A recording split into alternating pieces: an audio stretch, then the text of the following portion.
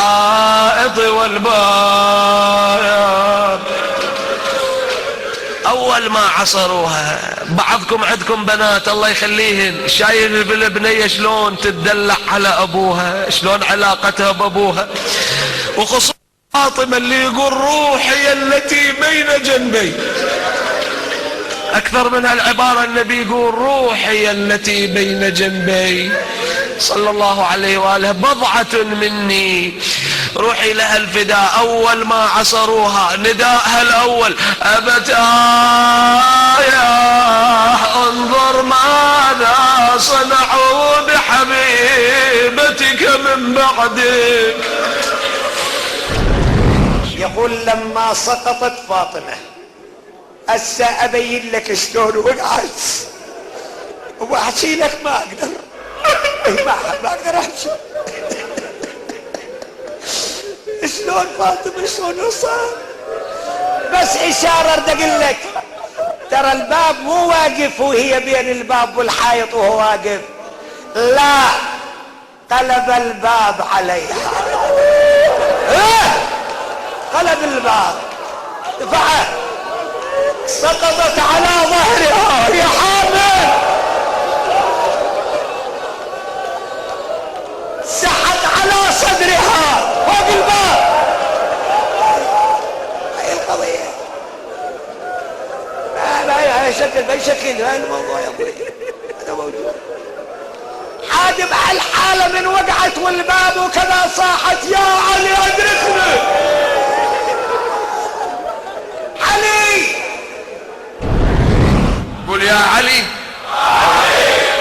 الله الله الله. شباب انتوا تصيحون يا علي، بس انا اسألكم. الأزري خاطب الامام علي يقول له اين من لو دعته بالثريا مروعة لباها.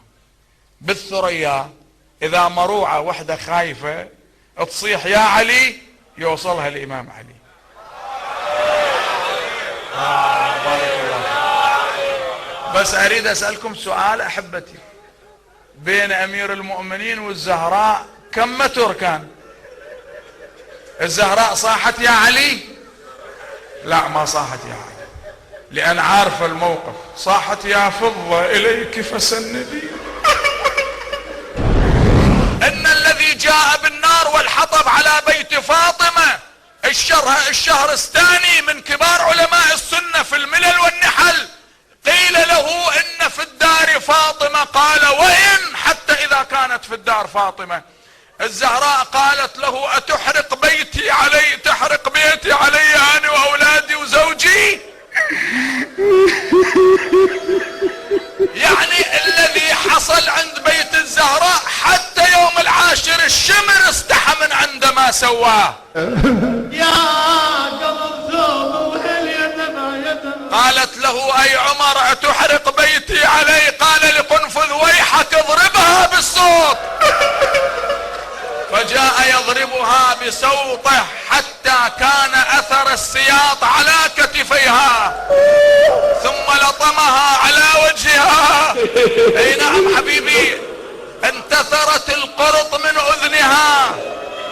من ثدييها يعرف عظم ما جرى عليها. ولا كسر الزهرة ولا ما واقعا.